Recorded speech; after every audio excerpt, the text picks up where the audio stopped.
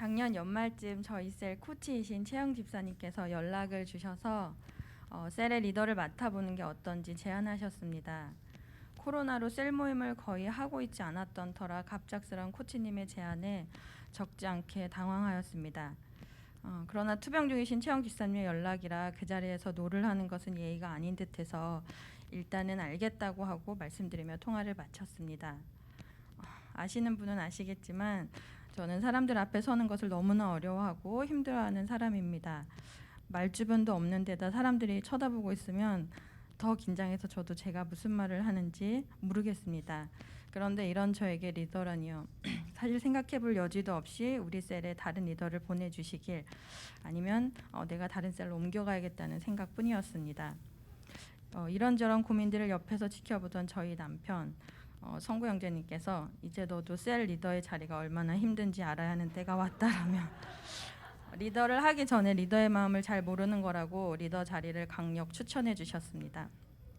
농담처럼 성구 형제가 이야기하였지만 사실 저는 셀 안에서 열정적인 사람도 아니었고 리더에게 순종하며 따르는 것도 많이 부족한 사람입니다.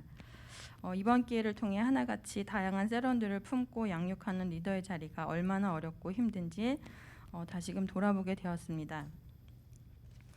불신자인 저에게 복음을 전하고 교회로 인도하기 위해서 먼 곳도 마다 않고 찾아와 주셨던 리더분들이 계셨습니다. 말씀으로 양육해 주시고 기도로 중보해 주셨던 리더분들이 계셨습니다.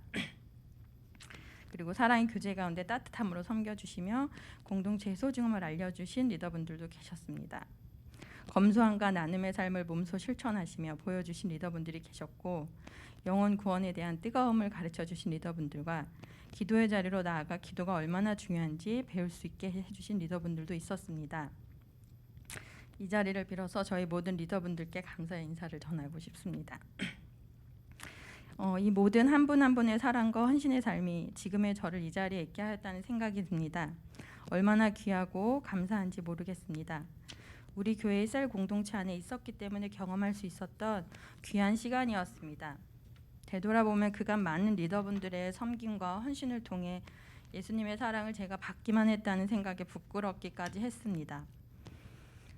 그럼에도 불구하고 셀 리더의 자리는 저에게 계속 부담으로 남아 있었습니다. 주변 사람들의 조언이 어느 정도는 도움이 되었지만 주님께서 주시는 확실한 기도 응답이 필요했고, 생각날 때마다 주님의 뜻이 무엇인지 구하고 있었습니다. 올해는 하준도사님께서 하나 통독 앱으로 성경 통독을 하며 수요 성경 공부를 시작하셨습니다. 2월 첫 주는 출애굽기에 대한 내용이었는데, 하나님께서는 모세를 이스라엘 민족을 구원하기 위해 이집트로 보내시지만 모세는 계속해서 변명으로 일관하며 이집트에 들어가지 않으려는 모습을 보입니다. 이러한 모세의 모습을 보면서 마치 제 모습 같다는 생각이 들었습니다. 자신의 부족한 모습에만 초점 맞춰 함께 하신 하나님을 보지 못하고 고집을 부리는 모습이 결국 나의 교만한 모습과 다르지 않다는 사실을 깨닫게 되었습니다. 저는 부족하지만 저와 함께 동행하시는 하나님은 전혀 부족함이 없으시고 완전하신 분이십니다. 그렇게 저는 하나님만 바라고 따를 수밖에 없음을 고백하며 앞으로의 리더의 자리에서 함께 하시는 주님만 충성되게 따르기 소망합니다. 작년 한 해 우리 모두 코로나로 힘든 시기를 보냈습니다. 그렇지만 한편으로 저는 감사한 시간들을 보낼 수 있었는데, 돌이켜보면 그 시간들도 하나님께서 허락하신 것 같다는 생각이 듭니다. 코로나로 인해 영상 예배를 드리게 되면서 대면으로는 참석하지 못했던 금요 예배나 성경 공부 시간을 통해서 말씀을 듣게 하시고 기도의 자리로 불러주셨습니다. 함께 눈물로 기도하게 하셨고 말씀을 통해 은혜를 부어주셨습니다. 주님은 말씀도 부족하고 기도도 잘 못하는 저를 저의 수준에 맞게 최선의 방법으로 준비시켜 주시고 또 기다려 주셨던 것 같습니다. 역시나 저를 잘 아시는 주님입니다. 마지막으로 제가 올해 받은 말씀을 나누며 간증을 마무리하려고 합니다. 2021년 새해 주님께서 저에게 주신 말씀은 마가복음 말씀입니다. 인자는 섬김을 받으러 온 것이 아니라 섬기러 왔으며 많은 사람을 구원하기 위하여 치를 몸값으로 자기 목숨을 내주러 왔다. 제가 그간 교회 공동체 안에서 많은 리더분들을 통해 보고 배워왔던 바로 이 땅에 오신 예수님께서 보여주신 그 섬김과 헌신의 삶을 저도 살아가고자 합니다. 여전히 저는 부족하고 자격이 없어 보이지만 그렇게 주님만 따라가길 소망합니다. 저와 늘 함께 하셨고 앞으로도 동행하실 주님을 찬양하며 간증을 마치겠습니다. 감사합니다.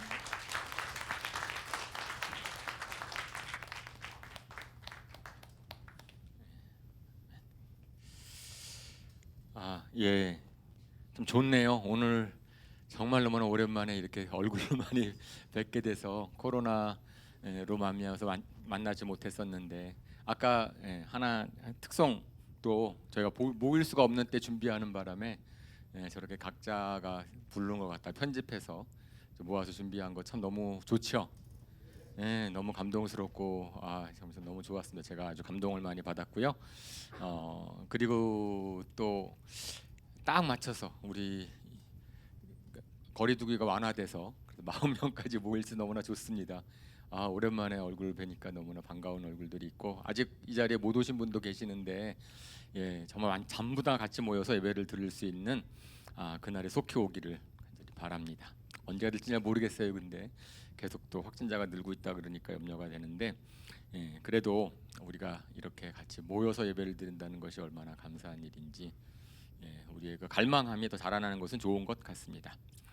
제가 올해 들어서 지금 복받는 비결에 대해서 시리즈로 지금 계속 말씀을 드리고 있는데 오늘은 아무래도 우리 창립 기념 주일이기 때문에 연합 복받는 비결이 연합이다.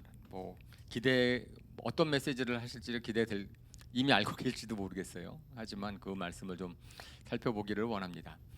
저는 제가 복받는 비결을 설교를 하면서 사실은 하나님께 저한테 알려주시는 것이라는 느낌을 많이 받습니다. 특별히 지난번에 제가 말씀을 드렸던 그런 따름 중에서 제가 하루하루 따르는 겁니다라고 말씀을 드렸잖아요. 근데 그 말씀을 하나님께 저한테 계속 지난 2주간 하셨어요. 그래서 왜냐하면은 저는 하루하루 따르는 것은 쉽다고 설교를 해놓고선 제 마음대로 되지 않는 것들에 대해서 좀 불평하고 불만하고 이제 그런 게 있었거든요. 근데 그런 게 있었는데 그때 하나님이 저를 통해서 하시게 하신 말씀을 저한테 다시 말씀을 하시더라고요. 그래 너는 하루하루 따른다고 설교를 해놓고선 그러면 그것은 쉽고 내일 염려하지 말라고 해놓고선 왜 미래에 대해서 염려하느냐. 그러니까 제가 정신이 바짝 나더라고요. 그래서 참 감사했습니다. 맞아. 이렇게 하루하루 따르는 것은 쉬운 일인데, 그죠? 나머지 것들은 다 좀 맡기면 되는데, 그런 거죠. 그래서 드림, 따름, 미음자로 끝나야 되는데. 예, 그래서 우리 박정철 형제님께서 지난주에 예언을 하셨잖아요. 혹시 부르심이 아닐까? 근데 그 부르심은 부르심이 있어야 따르는 거니까 따름에 포함되는 거여서 미움자는 잘 안 나보더라고요. 그래서 저는 확실하게 믿습니다. 하나님께서 우리에게 주시는 분은 공동체의 축복입니다. 근데 우리는 복이라고 하면은 자꾸만 개인적인 것, 남보다 잘 되는 것을 복이라고 생각을 해요. 다른 사람은 잘 안 되는 나만 잘 되면 복 받았다고 얘기를 하는 거고요. 내가 복을 못 받아도 다른 사람이 잘 안 되면 상대적으로 복 받은 것처럼 여겨지기도 하고 참 그런 거지요. 그런데 하나님께서 우리에게 주시고자 하는 복은 같이 잘 되는 공동체가 잘 되는 복이다. 이런 것에 대한 너무나 확실한 증거들이 있습니다. 그죠? 우리가 그것에 대해서 헷갈리면 안 돼. 우리가 복 그랬을 때 나만 잘 되는 것에 대해서 자꾸 초점을 맞추게 되면은 오해를 많이 하게 되는데 성경에서의 하나님이 주시고자 하는 우리에게 주시고자 하는 복은 공동체의 복입니다. 그죠? 그것은 첫 번째 증거는 당연히 에덴 동산의 증거예요. 에덴 동산의 증거에서 나만 잘 되는 거였다면은 그럼 아담은 충분히 복 받은 사람이었습니다. 그죠? 아무도 없을 때 너무나 좋은 환경 가운데서 금이 나는 강도 흐르고 반려동물도 많고 제가 말씀을 드린 것처럼 날씨도 좋고 다 좋았는데 하나님이 보기 안 좋았다 그랬잖아요. 혼자서 잘 되는 것 안 좋다. 그래서 실질적으로 하나님이 아담에게 주시고자 하는 복은 관계성의 복이었고 그래서 하와를 만드시고 그럼 거기에서 가정을 이루게 하시고 그렇게 하는 것 그것이 이제 첫 번째 증거요.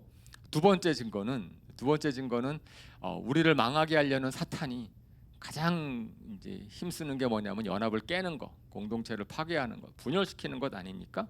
그래서 원래 사탄의 디아블로라고 하는 분열이라는 그 이름을 가진 그 사탄이 하는 일이 결국은 우리를 불행하게 만드는 건데 불행하게 만드는 것에 가장 애쓰고 있는 것이 분열시키는 거다. 공동체 분열시키는 그거죠. 그 다음에 세 번째 증거는 실질적으로 그거는 세상 사람들이 얘기하는 겁니다. 우리 마음 가운데 우리 내면에 소속감을 누리게 하는 근본적인 갈망이 있다라고 하는 거죠. 그러니까 하나님 그분이 공동체이신 분이시기 때문에 삼위 하나님께서 공동체 이루시는 분이시기 때문에 우리에는 공동체에 대한 갈망이 있습니다. 그래서 우리가 아무리 잘 돼도 다른 사람들로부터 인정받거나 사랑받지 못하면 만족하지 못한다라고 하는 거고, 나는 자유롭게 살고 싶지만 아울러서 공동체를 원하는 것이 사람의 본성이잖아요. 그 사람들이 많이 공동체를 만들죠. 그 사람이 공동체를 많이 만드는데 아이러니컬하게도 사실은 사람들이 가장 많이 상처를 받는 곳이 공동체입니다. 사람들로부터 상처를 많이 받아요. 그러니까 자기가 원해서 꼭 필요해서 공동체를 만들어 놓고선도 사실은 공동체를 통해서 상처를 많이 받고, 때로는 공동체는 공동체 존재 목적을 위해서 사람들을 희생하게 만듭니다. 그죠? 이 대를 위해서 서로 희생하는 거다라고 얘기를 하는 거죠. 그렇기 때문에 많은 사람들이 이런 공동체에 대한 소망을 많이 잊어버리고 있었어요. 저도 아마 예수님을 믿지 않았으면은 공동체에 대한 기대를 갖지 않았을 겁니다. 그냥 필요에 따라서 내 목적만큼만 이용할 수 있는 것이지 거기에서 내가 진정으로 복을 누린다는 건 상상도 못했을 겁니다. 그런데 성경책을 읽어보면 읽어볼수록, 그리고 제가 주님을 믿는 생활을 하면 할수록 결국은 하나님이 주시는 복은 공동체를 통해서 오는 것이구나. 나 혼자 잘 사는 것이 아니구나. 그저 저만 그렇지 않을 것 같아요. 여러분들도 아마 잘하면서 공동체에 대한 소망을 가지신 분들 별로 안 계실 겁니다. 아마 어쩌면은 지금도 그냥 내 인생 어차피 나 혼자 사는 거야라고 생각할지도 모릅니다. 그래서 우리가 그런 것에 대해서 오늘 말씀을 듣기를 원합니다. 사람들은 공동체에 많이 속한다고 하여서 우리가 외로움이 없어지는 것도 아니고 복을 누리는 것도 아니고, 그죠? 그리고 외형적이라고 해서 또 외로움을 덜 타는 것도 아니고, 저는 별로 그렇게 외로움을 타는 타입은 아니었어요. 혼자 잘 노는 타입인가? 그렇다고 혼자 여행하는 건 저 별로 안 좋아합니다. 저는 제가 여행을 많이 좋아하고 경치를 잘 보지만 혼자 가는 건 상상이 잘 안 돼요. 혼자 좋은 거 봐서 뭐 하지? 누구한테 얘기도 좀 해줘야 되고 좀 즐겨야 되는데 내가 혼자 가서 보는 거. 그래서 여행을 학회 가느라고 외국을 많이 다녔는데 이제는 구경 잘 안 합니다. 초창기에는 열심히 구경 다녔는데 요즘에는 별로 재미가 없어요. 근데 생각해 보니까 저도 잘하면서 이상하죠. 제가 대학교 다닐 때 가장 좋아했던 노래가 산울림 7집입니다. 제 세대는 알 거예요. 산울림 7집이 갓지마오라는 타이틀을 가진 그 노래인데, 갓지마오 갓지마예 그러면서 이제 떠나가는 그러는 거 있고, 독백, 고독. 하여튼 그 산울림 7집은 다 외로움에 대한 거였어요. 그런데 그런 것들이 마음에 와닿는 거예요. 그래서 살면서 그런 건가 인생은 그랬죠. 그런데 아까 말씀을 드리는 것처럼 성경은 알면 할수록, 보면 볼수록 결국은 공동체에 대한 거다. 근데 앞에서 말씀을 드리는 것처럼 저절로 되는 건 아니란 얘기죠. 수많은 공동체가 있어도 거기 그 자체가 복이라고 느껴본 적이 없으니까. 그러면 분명히 교회는 공동체의 복이 돼야 되는데, 그래서 이것이 복받는 공동체가 돼야 되겠구나. 그런 교회에 대한 소망을 제가 갖게 되었습니다. 그래서 오늘의 주제는 이게 복받는 비결, 그냥 공동체가 아니고 복을 받는 공동체가 되려면은 그리스도 안에서 잘 연합한 공동체가 돼야 되겠다라는 말씀을 같이 나누기를 원합니다. 같은 교회를 다닌다고 연합을 잘하는 거 아니죠, 그죠? 같은 교회를 다니 서로 싸우지 않고 그냥 잘 지내고 있는 것도 연합을 잘하는 건 아닌데, 연합은 그것보다는 좀 더 많은 걸 포함하고 있어요. 서로 조화를 이루고 서로 돕고 서로를 축복하고 그런 거죠. 그래서 저는 그러한 연합의 모습을 가장 잘 나타내는 비유가 그리스도의 몸, 교회는 그리스도의 몸이다라는 것을 다시 한번 우리가 생각해 보기를 원합니다. 고린도전서 12장인데요. 4절부터 27절까지가 좀 길기 때문에 저희가 오늘 시간도 많이 갖고 그래서 조금씩 발췌해서 같이 교독을 하도록 하겠습니다. 은사는 여러 가지지만 그것을 주시는 분은 같은 성령이십니다. 섬기는 일은 여러 가지지만 섬김을 받으시는 분은 같은 주님이십니다. 일의 성과는 여러 가지지만 모든 사람에게서 모든 일을 하시는 분은 같은 하나님이십니다. 각 사람에게 성령을 나타내 주시는 것은 공동 이익을 위한 것입니다. 이 모든 일은 한 분이신 같은 성령이 하시며 그는 원하시는 대로 각 사람에게 은사를 나누어 주십니다. 몸은 하나이지만 많은 지체가 있고 몸의 지체는 많지만 그들이 모두 한 몸이듯이 그리스도도 그러하십니다. 그런데 실은 지체는 여럿이지만 몸은 하나입니다. 그러므로 눈이 손에게 말하기를 너는 내게 쓸데가 없다 할 수도 없고 머리가 발에게 말하기를 너는 내게 쓸데가 없다 할 수 없습니다. 그뿐만 아니라 몸의 지체 가운데서 비교적 더 약하게 보이는 지체들이 오히려 더 요긴합니다. 그리고 우리가 덜 명예스러운 것으로 여기는 지체들에게 더욱 풍성한 명예를 덧입히고 볼품없는 지체들을 더욱 더 아름답게 꾸며줍니다. 그러나 아름다운 지체들은 그럴 필요가 없습니다. 하나님께서는 몸을 골고루 짜맞추셔서 모자라는 지체에게 더 풍성한 영예를 주셨습니다. 그래서 몸에 분열이 생기지 않게 하시고 지체들이 서로 같이 걱정하게 하셨습니다. 한 지체가 고통을 당하면 모든 지체가 함께 고통을 당합니다. 한 지체가 영광을 받으면 모든 지체가 함께 기뻐합니다. 여러분은 그리스도의 몸이요 따로따로는 지체들입니다. 예, 이 말씀 잘하시는 말씀인데 한번 읽어보면은 그리스도의 몸인 교회가 얼마나 어떤 곳이 돼야 되는지 이제 그것에 대해서 우리가 한번 생각해 보게 됩니다. 교회에 속한 우리는 몸의 지체라라고 말씀을 하시죠. 그래서 몸에 눈, 코, 입, 발, 손, 장기 다 다른 기능이 있는 것처럼 공동체를 구성한 한 분 한 분들이 다 지체입니다. 지난 설날에 제 친척 우리 고모부님이 한 분이 갑자기 응급실로 가셨대요. 그래서 왜 그러냐 그랬더니 일어나니까 막 어지럽고 막 토하고 막 그래가지고서 놀라서. 근데 결국은 뭐였냐면은 이석증이었습니다.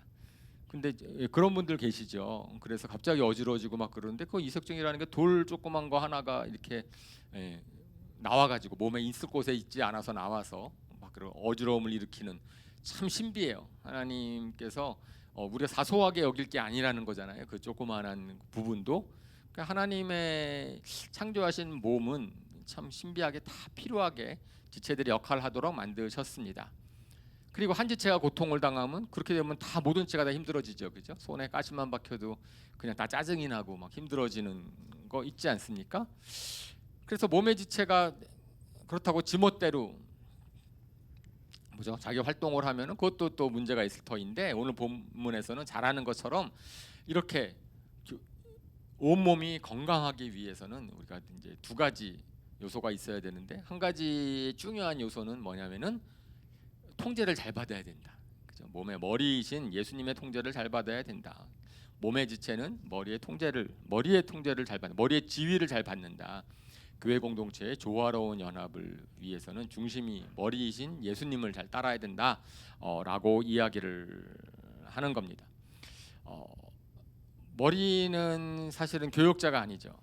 그죠? 제가 현재 머리 역할을 하고 있지 않습니다. 그죠? 항상 우리 교회 머리는 예수님이 세요. 근데 특정한 우리가 가끔 가다가 신문지상에서 나는 걸 보면은 교회의 설립자라고 하고 이런 분들이 세습도 하고 막 그런 것 때문에 교회를 갖다가 이렇게 이제 좌지우지하려는 것 때문에 많이 이제 문제가 생기는데 성경에서는 그렇지 얘기하지 않고 머리는 오직 예수님이시고 모든 사람들은 직분은 다르고 역할은 다르지만 다 같은 지체다라고 이야기를 하는 겁니다. 그런데 그것이 사실은 우리 교회의 정체성이에요. 우리 교회가 처음에 이곳에 세워졌을 때에 우리 평신도들이 같이 교회를 세우자라고 시작한 거잖아요. 그래서 역할의 구분이 직분의 구분이 있을지 모르죠. 오늘 집사 아닐 수도 하지만 그건 직분의 구백이지 그것이 뭔가 세상처럼 높아지는 건 아니지 않습니까? 그래서 근데 그것이 또 이렇게 다른 면이 있어요. 그 얘기는 뭐냐면은 교회의 머리는 예수님이시고 예수님의 통제를 잘 받는 것이지만은 우리 마음 가운데서는 교회의 일은 특별하게 세움받은 교역자들이나 직분받은 사람들만 하는 것이라는 생각을 할 수 있어요. 오히려 그죠? 그렇지 않다는 거죠. 우리 모든 사람들은 다 지체이기 때문에 그래서 머리가 주님이시라면은 두 번째 중요한 몸의 요소가 되려면 것은 성도 한 분 한 분들이 지체라는 인식을 갖고 있어야 되는 거예요. 내가 없으면 안 된다. 이 교회는 내가 여기서 이 역할을 해줘야 된다라고 해야 되는데 발은 발의 역할을 해야 되는데 손이 내 발 역할을 해주겠지 이렇게 생각하면 안 되지 않습니까? 그렇기 때문에 우리가 그리스도의 몸이라 그랬을 때 첫 번째로 머리가 예수님이신 것은 뭐 당연한다 할지라도 그 다음에 더 중요한 것은 저는 우리 모든 성도님들이 내가 지체라는 생각을 가지고 있느냐라고 하는 거지요. 그런데 어떠세요? 여러분들이 그리스도의 몸 된 우리 교회 지체라고 생각을 하십니까? 나는 없어져도 되는 존재야 이렇게 생각하십니까? 저희가 대형 교회를 이제 제가 다닌 적이 있었는데 그죠? 많은 저도 경험이 있는데 지체 의식을 느낄 수가 없는 거예요. 그냥 가서 예배드리고 나오면 아무도 저 뭐 왔다 갔는지도 모르고. 근데 그거는 다른 분들 문제가 아니고 제 문제예요. 제가 소속감이 전혀 느껴지지 않아요. 왜냐하면은 언젠가는 또 설교 잘하는 다른 목사님 따라 다른 교회 갈 수 있는 거고. 그러니까 내가 이 교회에 몸을 이루고 있다라는 것이 느껴지지 않지요. 예. 근데 그것은 아까도 제가 말씀드렸지만 교회 문제라기보다는 그냥 저 자신이 거기에 소속되는 것을 이제 잘 하지 않는 것이 편할 수도 있고 않을 수 있다는 거죠. 그래서 저희는 우리 교회가 이렇게 성경에서 말하는 교회가 되기 위해서는 우리가 지체입니다. 우리가 지체입니다. 그러면 여러분이 지체이고요. 그러면 그 지체 의식을 가져야 되는 거잖아요. 그래서 한번 여쭤보는 거죠. 여러분들 우리 교회 지체이시죠, 그죠? 나는 발가락에 떼야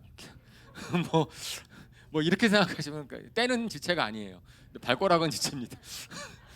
예, 그죠? 예, 그러니까 뭐가 된지 간에 역할이 뭐든지 간에 나는 지체라는 생각을 하시면은 좋을 것 같아요. 그래서 저희가 우리 교회를 생각했을 때 우리 교회가 우리는 대형 교회를 꿈꾸지 않습니다.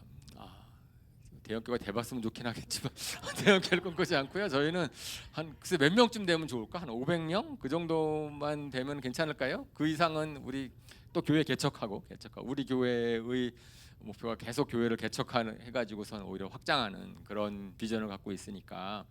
왜냐하면 그 이상이 되면은 제가 좀 아까 말씀드린 것처럼 지체의식을 갖기 참 어려울 것 같아요. 내가 교회에 역할을 하고 이제 뭐 하는 그런 일을 하려면은 아주 크게 대해서는 곤란하겠다. 하지만 이제 여러 교회들이 서로 연합하는 것은 참 좋은 일이죠. 그렇습니다. 그래서 저희가 그것이 두 개가 근본입니다. 가정이에요. 첫 번째는 예수님이 머리이시다. 우리 모든 지체들이 예수님의 말씀을 잘 따르고 분별해야 된다라고 하는 거랑 그다음에 우리는 지체다. 이제 그 상황 하에서 어떻게 하면은 우리가 연합을 잘 할 수 있을까? 복받는 연합을 잘 할 수 있을까라고 하는 거죠. 근데 왜냐하면은 그것이 두 개가 잘 돼도 연합이 저절로 되지는 않아요. 그 대표적인 예가 고린도 교회입니다. 오늘 본문 읽은 고린도 교회가 왜 교회 이 서신서를 바울이 썼습니까? 거기에 있는 사람들은 분열이 있었어요. 교회 내에 다 예수님을 잘 믿는다고 생각을 하고 있었고 예수님의 말씀을 잘 듣는다고 생각을 하고 있었고요. 그리고 본인들이 오히려 교회의 지체다. 나는 이 교회를 내가 주장해야 된다라고 하는 사람들이 모여 있었어요. 지체 의식이 없었던 것도 아니고 예수님의 말씀을 분별하지 못했던 것, 뭐 예수님을 따르지 않은 것도 아니에요. 그런 사람들이 다 모여서 오히려 열정도 있었고 그런데도 불구하고 교회가 연합하지 못했습니다. 분열이 많아서 쓴 편지가 고린도전서고 그러므로 이제 사도 바울을 통하여서 주시는 말씀 가장 기본적인 그리스도의 머리이신 예수님 그 다음에 우리는 지체다라는 것은 기본의 가정이고 그 다음에 오늘 본문을 통해서 주시는 말씀을 저희가 이제 보기를 원하는데 이걸 공동체 영성이라고 하죠. 그러니까 우리가 지식이 없는 건 아닌데 한번 생각해 보는 겁니다. 첫 번째 공동체 영성의 첫 번째를 보면은 그것은 다른 지체를 귀하게 여겨라. 다른 지체를 귀하고 존중해라라고 하는 거. 사실은 우리는 우리 자신을 갖다 높이려는 죄성이 너무나 많이 있어요. 우리 자신의 유익을 구하는 마음이 있기 때문에 다른 지체를 귀하게 여기는 것이 쉽지는 않습니다. 그러니까 예수님이 끝까지 제자들한테 가르쳐 주시고자 했던 것은 낮아지는 거잖아요. 근데 제자들은 예수님이 돌아가시기 직전까지 스스로 누가 높으냐를 갖다가 자랑하려고 했고 그것 때문에 다툼이 생겼고 그것 때문에 서로 견제를 했고 그런 거죠. 그리고 실질적으로 고린도 교회 같은 경우도 주님을 위한 헌신이 있는데 내 헌신이 너무 오히려 헌신을 더 많이 하면 많이 할수록 다른 사람을 존중하기가 어려워요. 그러니까 내가 막 열심히 하면은 열심히 안 하는 사람들이 좀 뭐라 그러죠? 자기가 열심히 나는 하고 저 사람 왜 저러지? 하고 좀 내려보는 게 있고 섭섭해하게 여기는 게 있고 그 내 역할이 더 중요하다라고 생각하는 게 있습니다. 그래서 오늘 본문에서도 손이 야, 내 역할이 훨씬 더 중요해. 얘기할 수 없다. 뭐 손과 눈과 손이 누구 역할이 더 중요하냐 따지고 발과 머리가 다투고 이렇게 하는 게 사실은 얼마나 우스꽝스럽냐 이겁니다. 우리 몸일 때, 우리의 몸의 관점에서 봤을 때. 그런데 실질적으로 그런 일들은 많이 일어나죠. 아마 아시죠, 그죠? 그런 일들이 있지요. 오히려 헌신을 뭐 안 해서 문제, 아예 안 하면 분열도 없어요. 그냥 아무 일도 안 하면은.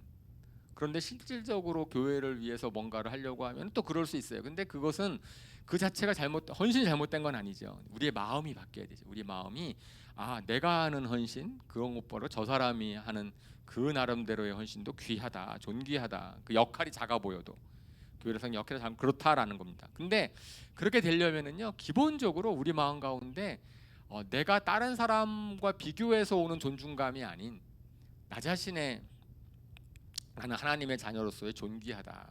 다른 사람이 아무리 몰라줘도 괜찮다라고 하는 그런 마음이 있어야 되는 거예요. 그래서 그것은 다른 사람을 존중히 여기는 것뿐 아니고 나를 존귀하게 여기는, 그죠? 그런 마음이 있어야 된다라고 하는. 사실 하나님께서는 모든 사람을 다 다르게 창조하셨어요. 다른 역할, 다른 재능도 다르게 주시고 그랬는데 그것 마찬가지잖아요. 하나님이 창조하신 자연도 장미가 아무리 예뻐도 온통 장미밖에 없으면 저는 안 재밌을 것 같아요. 들풀도 있고 그 다음에 좀 작은 것도 있고 이렇게 됐을 때 조화를 이룰 때 전체가 다 아름다운 것처럼 그래서 서로 다른 사람들이 있음으로 말미암아서 우리가 서로의 존귀함이 드러나는 겁니다. 예, 저 사람이 나랑 다르기 때문에 내가 존귀하고 그리고 아울러 저 사람도 존귀하고 그래서 하나님의 시각으로 서로 볼 수 있어야 됩니다. 나를 볼 뿐 아니라 다른 사람을 볼 때 하나님이 나를 어떻게 볼 것인가. 그래서 하나님의 공동체는 서로를 존귀하게 여기는, 귀하게 여기는 공동체인 거죠. 실질적으로 우리가 그런가 생각을 해보는 겁니다. 나에게 있어서 나는 모든 성도님들이 다 존귀한가. 혹시 내가 좀 미워하거나 아주 무시하거나 저 사람 없어졌으면 좋겠다라고 생각하거나 그런 분들이 있으면 그럼 곤란하잖아요. 지체가 지체들끼리 서로 저 지체는 없어졌으면 좋겠다 생각을 해버리면은 그러면은 어이구 이거 좀 쉽지 않겠죠. 그죠? 저는 그래서 여러분들을 이제 특별히 우리 성도님들을 다 축복합니다. 저는 이래서 이런 거죠. 뭐 저는 돈을 못 벌어도 좋은데 여러분도 돈을 많이 버셨으면 좋겠어요. 예, 그러면 저한테 떡고물이 떨어지겠죠. 그죠? 뭐 그렇지 않겠어요? 잘 되면은 저는 돈 벌 자신이 없어요. 근데 여러분들은 혹시 그럴 자신 있으면 많이 버셔서 그래서 저한테 좀 많이 떡고물을 좀 많이 주시면 좋겠습니다. 그죠? 자, 그 다음에 그래서 존귀하게 여기는 거 중요하고요. 두 번째로는 연합을 위해서 중요한 것은 지체의 역할을 잘 해줘야 됩니다. 지체가 충성스럽게 해줘야 되는 것, 자기 역량을 최대한도로 발휘해야 된다라고 하는 겁니다.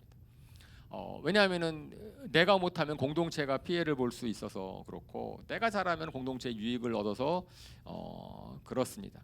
그래서 내가 최선을 다하는 것은 내가 성공하기 위해서가 아니라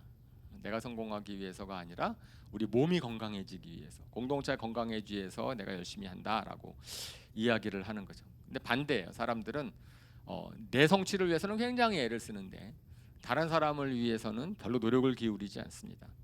여러 사람이 있으면 더더욱 그래요. 내가 안 해도 누군가가 하겠지. 이렇게 생각을 해서 그런 게 습성이잖아요. 세상에서는 어떤 사람은 모아놔도 한 30%, 20% 사람만 일하고 나머지 80% 사람들 일 안 해요. 그래서 일 잘하는 사람 모아놔서 또 10명 넘으면 또 두세 명 일하고 또 나머지 사람 일 안 하고 이런 것들이 이제 관찰한 겁니다. 사람들이 세상의 사람들이 연구를 하면서 관찰하는 건데 사실은 제가 그걸 그렇게 배웠어요. 제가 대학원 다닐 때 선배들이 저한테 얘기할 때 일은 대충 하래요. 그래서 왜 대충 하냐 그랬더니 일 열심히 하면 일 자꾸만 시킨대요, 교수가. 실제로 마찬가지예요. 일 잘하는 선택 자꾸만 회사도 마찬가지 아닙니까? 할 수 있어도 덜 하는 게 지혜로운 거예요. 할 수 있어도 일을 너무 잘해버리면은 그 사람한테 가면 일이 되니까 그냥 일이 다 몰리는 거예요, 그 사람한테. 그러니까 세상 사는 요령은 그렇지 않다. 너는 맡은 일을 요령껏 해라. 이거 세상 사는 지혜라라고 보였고 아마 그것은 지금 세상에서도 어쩌면 통하는 지혜일지 모르겠습니다. 예, 그냥 사람들 어떻게든 자기 일을 뺄라 그러고 막 이렇게 하는 거잖아요. 그런데 반대잖아요. 하나님 나라에서 공동체에서는 근데 그 반대가 되는 이유는 뭐예요? 내가 만약에 나를 위해서 일을 하는 거라고 한다면 그러면은 아주 정말 최소한의 노력으로 최대의 효과를 넣는 공학적인 판단을 하는 게 맞겠지만 하나님 나라에서는 그렇지 않다라는 거 하는 겁니다. 그것은 그냥 우리 몸의 지체는 그렇지 않다는 거예요. 몸의 지체는 내가 게을러 버리면 다른 지체가 바쁠 수 있거든요. 그러니까 같이 내가 최선을 다해줘야지 같이 행복하다라고 하는 거죠. 그래서 지난주에 성경 통독 강해 때 제가 발에 향유를 부은 여인의 얘기를 잠깐 드린 적이 있습니다. 그랬을 때 그 사건에 있어서 예수님이 돌아가시는데 300데나리온이나 되는 향유를 부었다. 그래서 그것이 환산하면은 뭐 한 2,500만 원, 3천만 원 돈이 된다라고 얘기했을 때 예수님한테 3천만 원을 쓰는 것을 제자들이 보고선 낭비다라고 얘기를 했다는 겁니다. 그랬을 때 그 마찬가지죠. 우리가 교회를 위해서 헌신하는 것이 낭비냐, 그죠? 우리가 돈을 열심히 벌어 가지고선 세계 일주 여행 가는 것은 낭비가 아닌데, 그죠? 돈을 많이 벌어서 교회를 위해 쓰는 것을 낭비라고 생각을 합니까? 그렇지 않아야 되는 거잖아요. 우리 에너지가 있고 노력이 있을 때 사실은 그런 것들은 교회를 위한 몸이라는 우리가 개념을 갖고 있지 않으면 그러면은 그것이 세상적으로 적당하게 그냥 할 만큼만 하는 거가 되는 거지요. 그래서 오늘 본문에서는 하나님께서 우리들이 자기의 어떤 역할을 할 것인가를 알려주기 위해서 은사를 주셨다라고 되어 있습니다. 은사에 대해서는 제가 지난번에 말씀을 드린 적이 있어요. 카리스마라고 하는 것은 은혜, 카리스에서 파생된 거로 하나님이 주신 선물이죠. 그러면 그 은사는 재능과 달라요. 뭐가 다르죠? 재능은 우리가 일반적으로 할 때 재능, 능력, 그것은 나를 위해 쓰려는 나의 성취를 위해 쓰는 것인데 은사는 오늘 본문에서 얘기하는 것처럼 공동체의 유익을 위해 하나님이 주신 것이다라고 되어 있습니다. 그러니까 은사는 재능, 내가 만약에 갖고 있는 뭔가를 갖다가 나를 위해서 막 쓴다면은 나는 재능을 발휘해서 그 사람이 재능대로 사는 거지만 은사는 다르다라고 얘기하는 거죠. 음악 실력이 아무리 뛰어나도 재능이 될 수 있지만 그것을 우리 공동체를 위해서 사용을 하게 되면, 교회를 위해 사용하게 되면은 그러면 이제 은사가 되는 거죠. 그래서 재능이 있다고 은사가 많은 것은 아니지요. 그러니까 성경에서는 그런 은사에 대해서 아주 여러 종류에 대한 은사를 말씀을 하고 있습니다. 그래서 뭐 오늘 본문에서 읽은 고린도전서 12장 제가 빼먹은 구절에 보면은 거기에 뭐 지혜, 지식, 믿음, 병 고치는 은사, 기적 행하는 은사, 예언, 영들 분별 뭐 이런 은사들이 쫙 나열되어 있고, 로마서에도 예언, 섬김, 가르침, 권위, 구제, 다스림, 국률 뭐 은사장이라고 알려져 있는 그런 것들이 있습니다. 자, 그럼 이런 다양한 은사들이 이미 하나님께서 각자에게 주셔서 그러면 우리가 하나님이 주시는 은사대로 그냥 공동체를 섬기면 된다. 그죠? 우리 공동체를 섬길 때 지체는 내가 하나님이 나에게 어떠한 은사를 주셨는지를 가지고선 공동체를 섬기면 됩니다. 그렇게 됐을 때 우리가 여러 복을 받아요. 자기가 자기 역할을 하면은 정말 연합된 공동체를 통해서 하나님의 복을 주시겠지만 그 과정 가운데서 하나님의 복을 주시는 것 같아요. 저는 우리가 은사를 잘 발휘하면은 서로 복을 받잖아요. 저는 지금 찬양팀한테 굉장히 감사하게 생각을 하는데 찬양팀이 은사를 발휘해서 찬양을 잘 인도하고 있어요. 그래서 하나님의 음재가 경험이 되고 와서 보시니까 참 좋죠. 그죠? 예배 찬양 들으니까 온라인으로 드리면 별로 감동이 전달이 잘 안 돼. 그래서 제가 온라인으로 여러 번 저도 드려 보니까요 찬양이 잘 안 돼요. 찬양 가운데 임재가 잘 경험이 되질 않아. 그래서 그 하나님의 찬양 가운데 임하는 임재를 경험하려면 현장에 오는 게 좋죠. 막 거기에 듣는 게 좋은데, 그래서 제가 늘 감사하는 마음을 좀 가지고 있어요. 찬양팀한테, 음향팀, 델라의 방배팀, 조일걸 선생님, 저는 생각하면 너무 감사합니다. 그래서 그분들한테 감사하다고 제가 표현을 하는데 그 말씀 들으면은 괜찮죠, 기분. 그죠? 이게 막 그냥 인사말로 하는 게 아니라 정말 감사해서 드리는 거니까 고마워. 그러니까 누군가 나에게 고맙다고 생각하는 사람이 있으면 그거 참 좋잖아요. 그러니까 은사를 발휘해서 열심히 하는 분들은 참 고마워하는 사람들이 있고 사실 혜택을 많이 받고 있어요. 근데 그뿐이 아니죠. 그것은 예수님이 약속하신 그런 복이 있습니다. 달란트 비유. 달란트가 은사를 나타내는 비유라고 알려져 있죠. 그래서 종의 능력에 따라 달란트를 맡겼는데 5달란트, 2달란트, 1달란트를 맡겼는데 5달란트, 2달란트 맡긴 사람들은 열심히 은사를 발휘해서 칭찬을 받습니다. 칭찬을 받을 때 마태복음 25장 21절에 이렇게 말씀을 하십니다. 한번 읽어볼까요? 시작. 그의 주인이 그에게 말하였다. 잘했다. 착하고 신실한 종아, 내가 적은 일에 신실하였으니 이제 내가 많은 일을 내게 맡기겠다. 와서 주인과 함께 기쁨을 누려라. 예, 이것은 달란트 은사를 발휘했어요. 발휘해가지고선 이득이 남겼어요. 그 자체가 좋은 거잖아요. 그래서 좀 전에 제가 말씀을 드리는 것은 그 이익.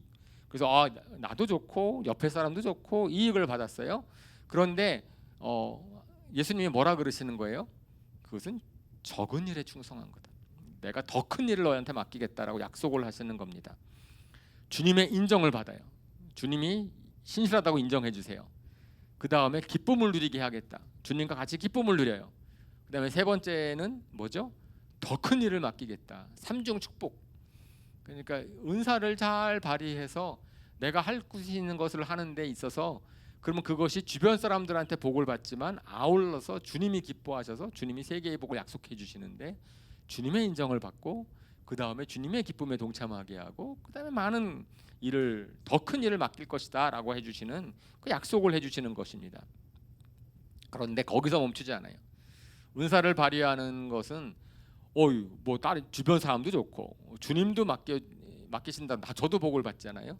그런데 그것보다 더 또 큰 복을 또 하나 성경에서 약속하고 있죠. 그것이 오병이어의 기적에서 나오는 내가 드리는 나의 은사를 충성대해서 주님께 드렸을 뿐인데 주님께서는 5천 명을 먹이는 역사를 이루시지 않습니까? 뻥튀기를 하는 거죠.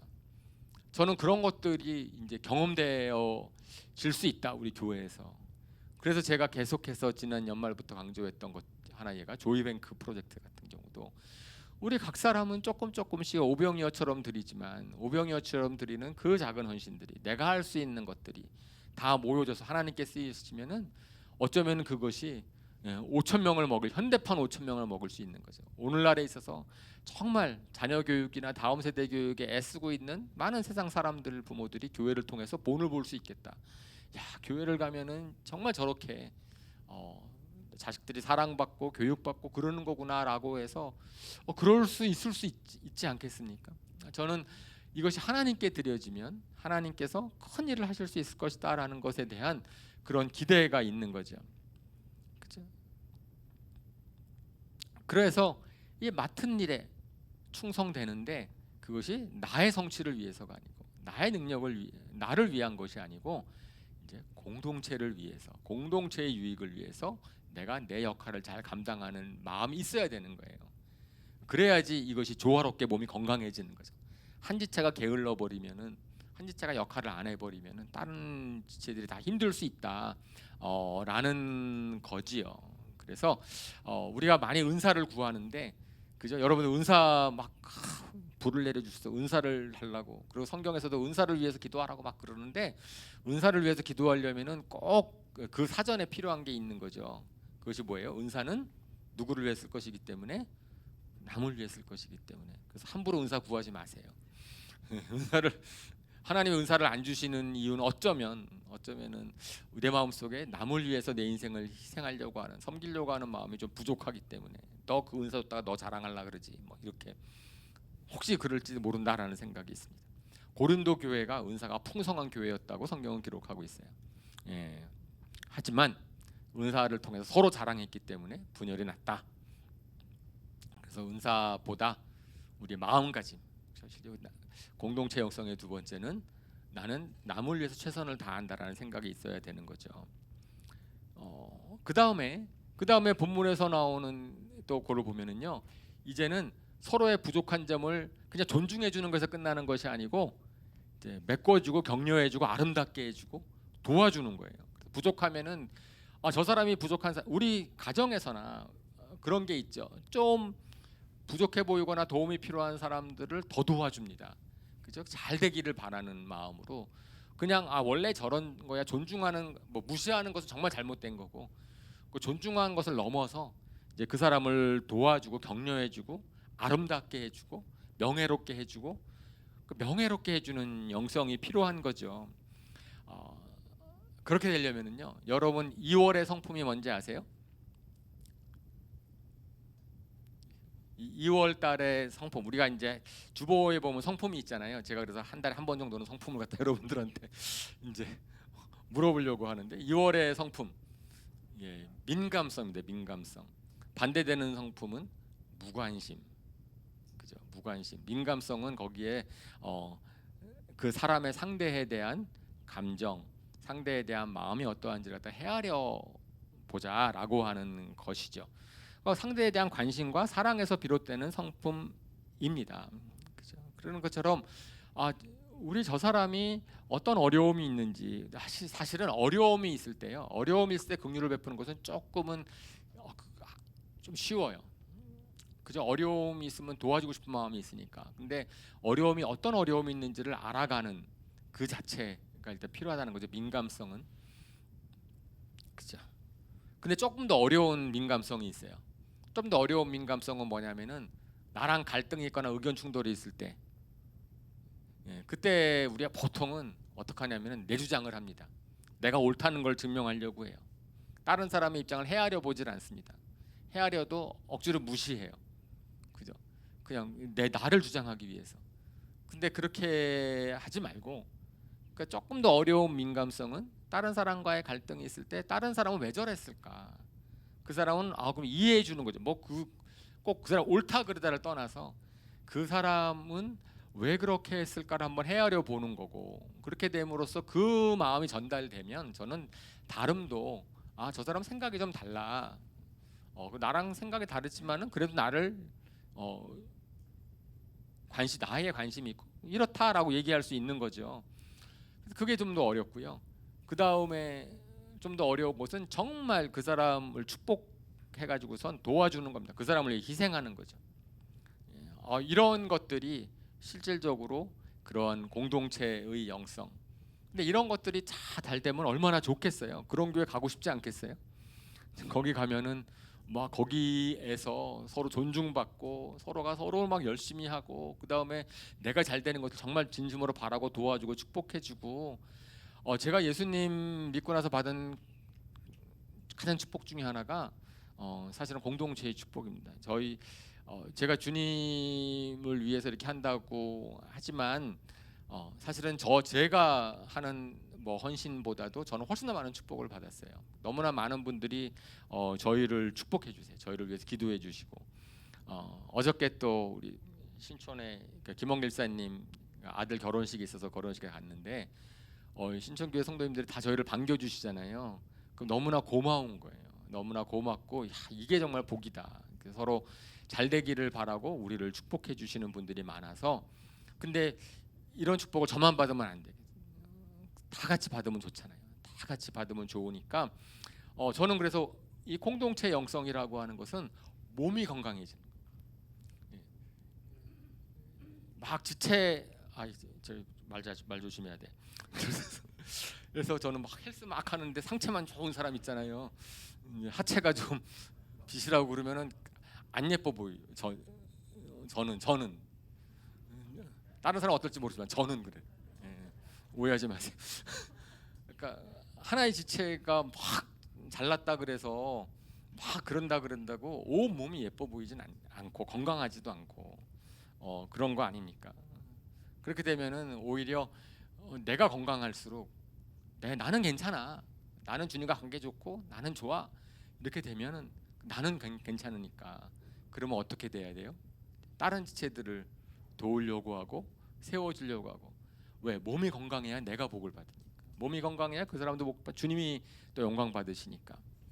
그러는 거죠. 그래서 요한복음 17장에서 예수님께서 대제사장의 기도라고 했을 때 우리가 잘 아는 우리 기도만 잠깐만 읽어볼까요? 요한복음 17장 20절 21절 한번 같이 읽어봅시다. 시작. 아버지께서 내 안에 계시고 내가 아버지 안에 있는 것과 같이 그들도 하나가 되어서 우리 안에 있게 하여 주십시오. 그래서 아버지께서 나를 보내셨다는 것을 세상이 믿게 하여 주십시오. 나는 아버지께서 내게 주신 영광을 그들에게 주었습니다. 그것은 우리가 하나인 것과 같이 그들도 하나가 되게 하려는 것입니다. 예, 거기서 계속 말씀하시는 게 하나가 된다. 그리고 21절에 하나가 되게 해라. 이제 연합인데 우리가 그래서 하나교회. 그래서 아까 막 찬양할 때 우리 하나의 교회. 그래서 하나님의 나라 또 하나 되는 교회. 이제 그런 거잖아요. 그랬을 때의 연합 이것은 쉽지 않기 때문에 하지만 하나님이 가장 우리에게 바라시는 것이기 때문에 거룩함과 하나됨 이 두 가지가 대제사장 기도의 핵심이잖아요. 세상과 구별되는 거룩함과 너희가 하나 돼야 된다. 실질적으로 거룩함과 하나됨이 교회가 제일 못하는 거예요. 교회가 정말 많이 선교도 하고 전도도 하고 뭐 사역도 하고 뭐 많이 하잖아요. 그런데 예수님이 하신 마지막 기도 두 개는 여전히 숙제입니다. 그죠? 그것이 가장 핵심인데 교회. 예, 거룩함과 하나됨, 연합에 대한 것들이 예수님이 마지막 제사장적 기도를 하셨을 때 한 건데 저희가 이제 그거를 잊지 말자고 교회도 하나 교회입니다. 그래서 저는 예수님을 믿고 나서 성경 그런 꿈이 생겼어요. 그죠? 교회에 대한 꿈입니다. 그런 교회에 대한 꿈이 저를 울렁거리게 하고요. 저를 지금까지 신앙생활하게 하고 저를 감동하게 하고 근데 여러분 어떠세요? 여러분들 혹시 신앙생활하면서 어떤 꿈을 가지고 계십니까? 제가 확실합니다. 여러분들이 신앙생활에서 꿈을 가질 때 가장 성취하기 쉽고 경험할 수 있고 누릴 수 있는 것은 아름다운 공동체에 대한 꿈, 성경에서 말하는 이상적인 교회에 대한 꿈이라고 저는 믿습니다. 그러면은 그 꿈을 가지고 있다면 그 꿈을 이루기 위해서 우리가 같이 애를 쓸 거예요. 같이 마음을 합할 거고, 그죠? 거기에 세상과는 정말 너무나 다른, 세상에 사는 것과는 너무나 다른 그런 교회에 대한 꿈이 우리한테 있지 않습니까? 그래서 오늘 같이 말씀을 나눴어요. 이제 정리를 할 터인데 저희가 첫 번째 전제 조건을 제가 얘기했죠. 나는 주님이 머리이신 교회이고 나는 주님의 말씀을 잘 듣는가. 그거고 두 번째는 내가 지체라고 생각을 하는가. 정말 나는 지체인가. 그게 딱 해결 전제 조건이 된다면 그 다음에는 우리가 다른 지체를 존중하고 귀하게 여깁니다. 그 다음에 내가 내 역할을 잘 감당하겠습니다. 무슨 일이든지 어떤 직분이든지 주어진 일이라면. 세 번째로는 약한 지체들을 도와줘서 격려해줘서 다 같이 건강하게 하겠습니다. 이런 거죠. 교회가 세워진 지 29년이 됐습니다. 저는 제가 과거를 돌이켜봤을 때 나이가 들면서 이런 생각을 했어요. 그래서 예수님이 몇 살부터 사역을 하셨지? 맞아, 30살. 그러면 좀 난 놀아도 되겠다. 29년. 30살. 다윗 왕이 몇 살부터 왕이 돼서 일을 했지? 30살. 요셉이 총리가 언제쯤 됐지? 나이는 날라오지 않잖아. 30살쯤. 보니까 30 제가 30세 이후에 바뀌었거든요. 그죠?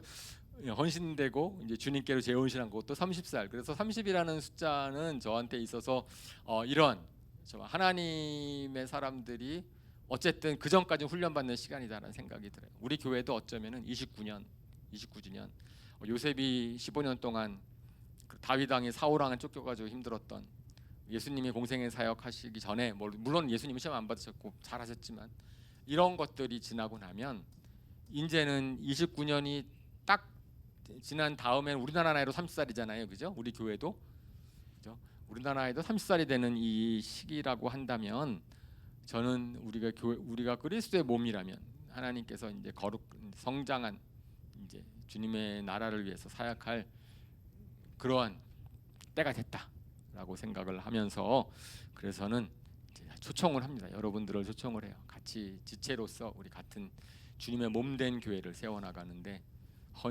재헌신하는 그런 저와 여러분 되시기를 주님의 이름으로 축원합니다. 아멘. 우리 시간 눈을 감고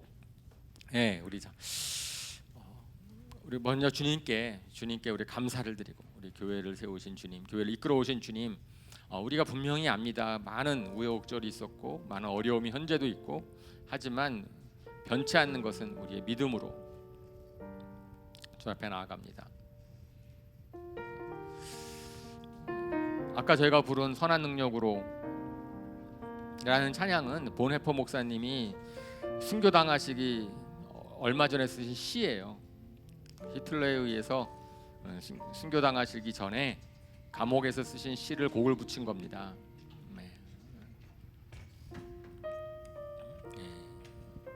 참 그 노래 부를 때마다 저한테는 감동이 있습니다. 그분을 생각하기 때문이죠.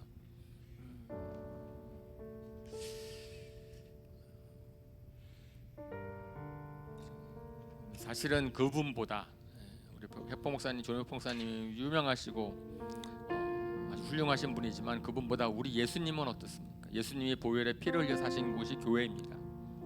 그리고 마지막까지 주님께서 기도하신 것이 교회의 연합이에요. 그리고 실질적으로 우리 교회를 통하여서 우리가 복을 받습니다. 정말 그런 일에 저희가 지체로서 헌신하겠습니다. 우리 그런 헌신의 기도를 이 시간 같이 잠깐 드리시겠습니다.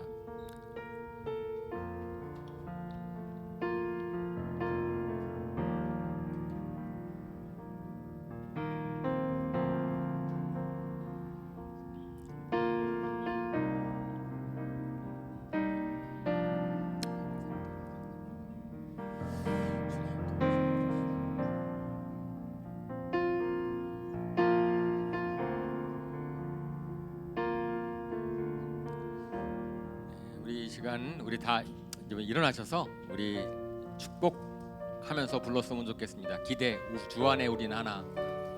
예, 서로를 축복하고 우리 자신을 축복하면서 불렀으면 좋겠습니다.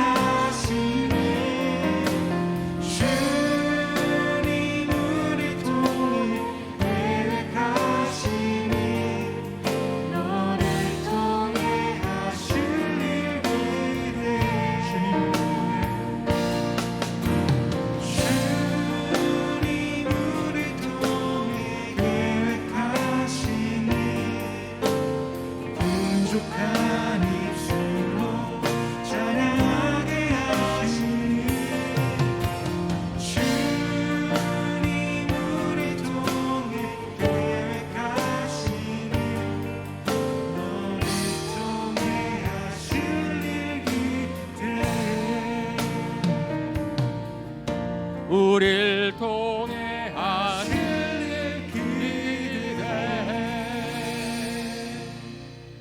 아멘. 주님 감사합니다. 지난 29년 동안 주님께서 우리 교회에 함께 하셨음을 인하여서 감사를 드립니다. 아버지 하나님, 저희 교회를 세우시고 아버지 주님께서 저에게 비전을 주시고 꿈을 주셨습니다. 많은 아픔도 있었고 어려움도 있었지만은 정말 오늘 주님께서 주시는 말씀처럼 이제는 건강한 몸이 되어서 아버지 하나님 정말 주님의 일을 감당하는 그러한 주님이 맡겨주신 사역을 감당하는 교회로 되기를 원합니다. 아버지 우리 교회를 주님께서 써주시고 아버지 하나님이 이끌어 주시옵소서. 감사드리며 예수님의 이름으로 기도합니다. 아멘. 아멘.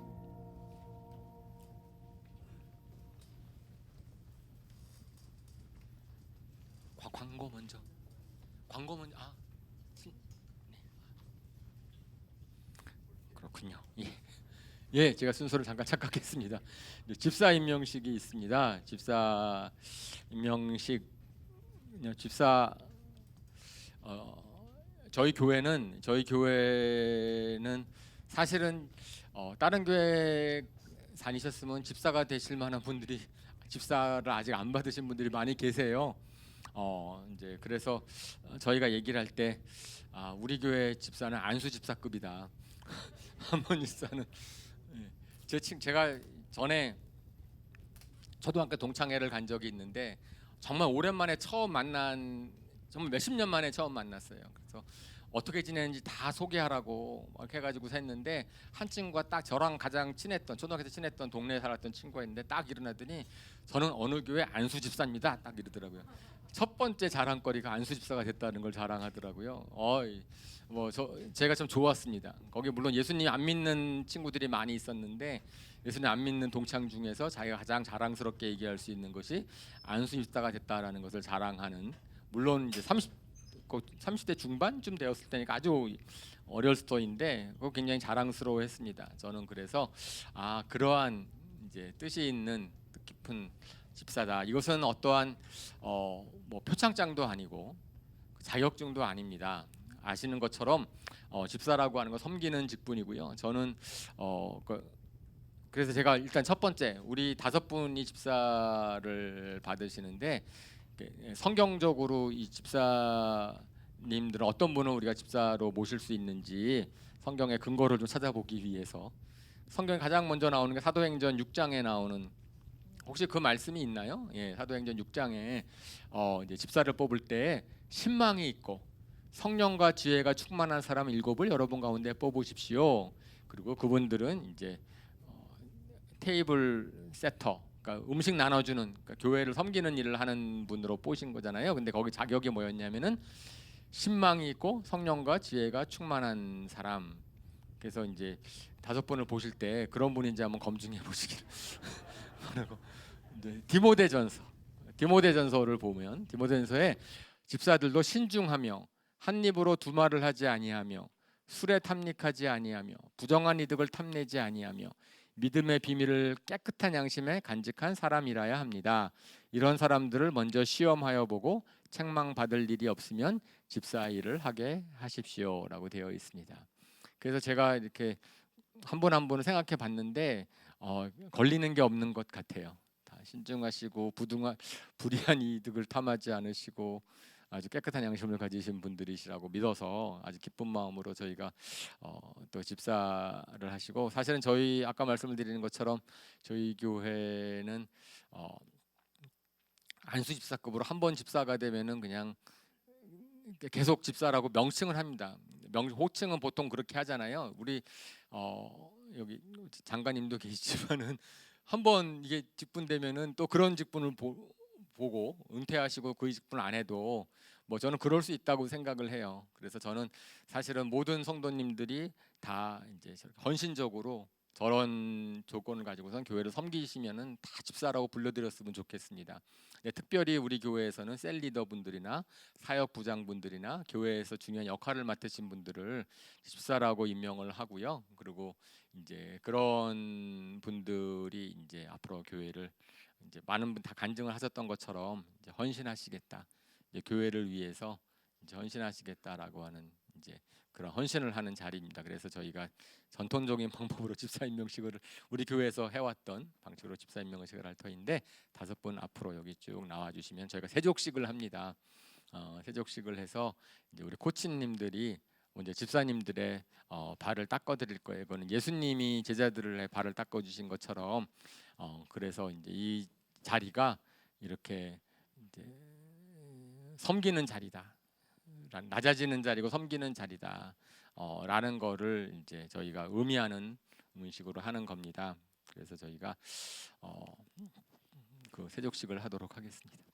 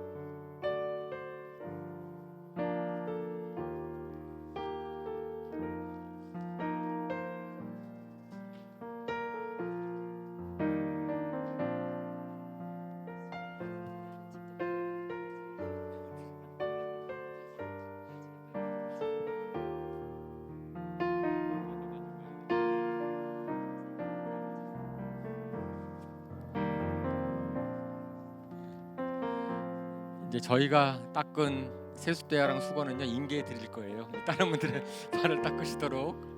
예. 예, 저희가 이 시간에 임명장을 수여를 하고 그 다음에 같이 축복 기도하고 임명식 마치도록 하겠습니다. 임명장.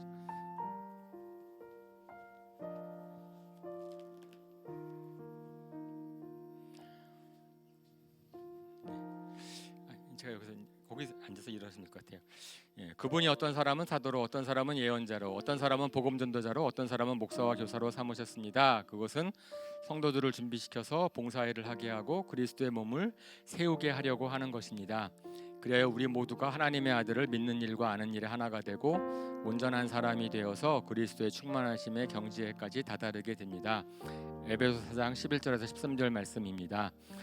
집사 임명장 성명 김남일 이 사람을 하나님의 영광을 위하여 본교회 집사로 임명합니다. 하나님에게 담임 목사 이성열 하순의 대도.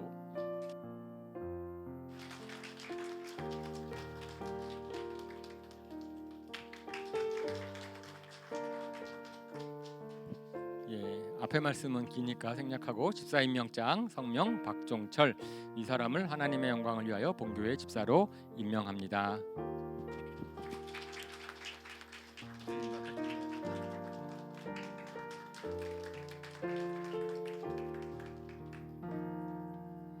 임명장 집사 임명장 성명 구봉석 이 사람을 하나님의 영광을 위하여 본교회 집사로 임명합니다.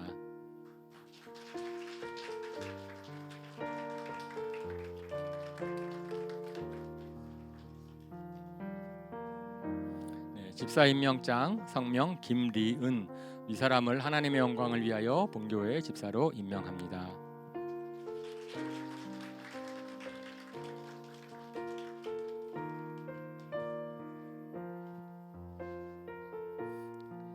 집사 임명장 성명 최태은 이 사람을 하나님의 영광을 위하여 본교회의 집사로 임명합니다.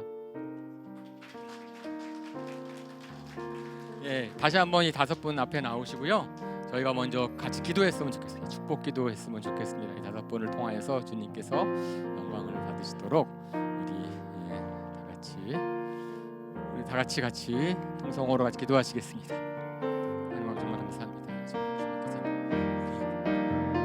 코치님들이랑 우리 전도사님 나오셔서 잠깐 같이 기도해 주셨으면 좋겠어요. 코치님들 나와 주세요.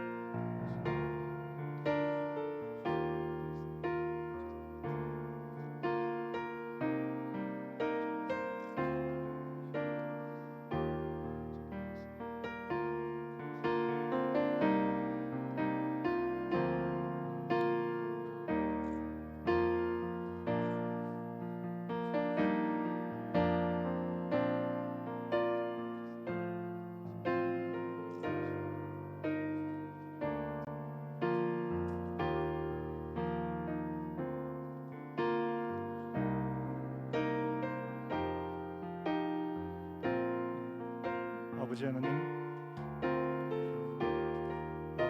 이 시간 기도드립니다.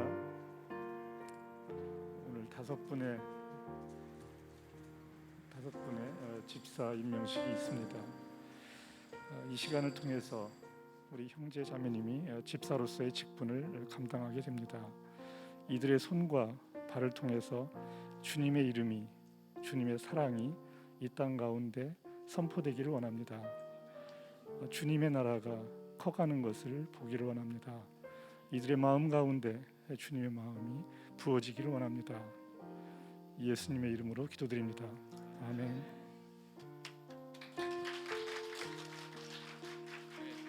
지금 서 계시는 과정 가운데 꽃이랑 선물 준비하신 분들 있으면 앞으로 가져와서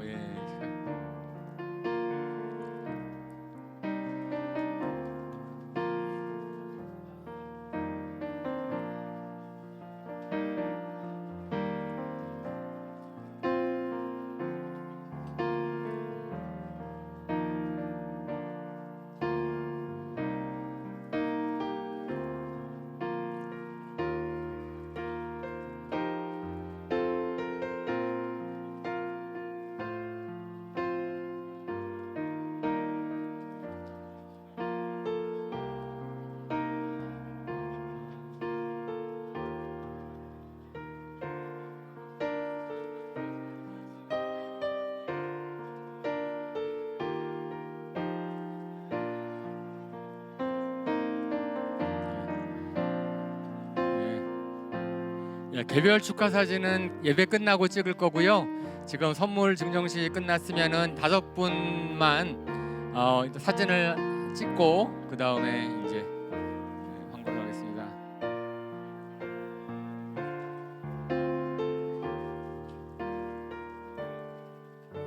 예.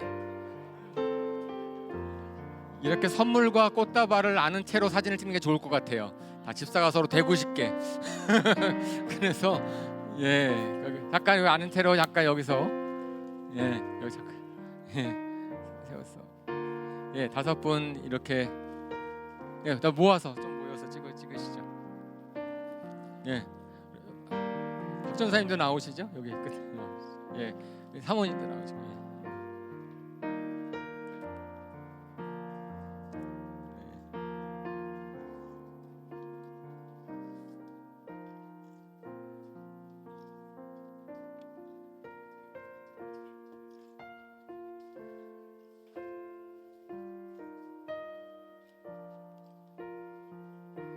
예. 네. 나머지 축하 사진은 좀 이따 광고 끝나고 예배 끝난 다음에 하겠습니다.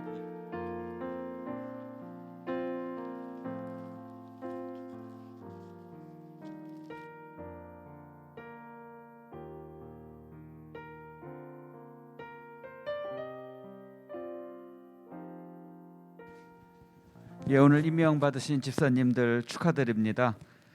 오늘 하순애 전도사님 주신 말씀 핵심은 금주의 암송 구절이죠. 고린도전서 12장 27절입니다. 같이 읽어보겠습니다. 여러분은 그리스도의 몸이요 따로따로는 지체들입니다. 광고 알려드리겠습니다. 사회적 거리두기는 2단계, 지금 40명까지 허용이 되고요. 또 지하 공간이 부족하면은 1층 카페, 2층, 3층도 저희가 영상으로 예배를 드리니 오셔서 예배드려도 좋습니다. 2월 28일까지는 1, 2부 통합 예배로 지금 드리고 있습니다. 수요 예배, 금요 예배 8시 30분부터 저희들 하고 있죠. 수요 예배는 하나 통독으로 성경 개론을, 금요 예배는 개인 기도, 찬양, 중보, 이번 주는 선교지를 위해서 기도합니다. 2월 28일 날 새가족 수양회 있습니다. 많이 참석해 주시고요. 조이뱅크 준비가 이제 많이 되었죠. 오병이어의 헌신들을 많이 해주셨는데 인출을 할 시간입니다.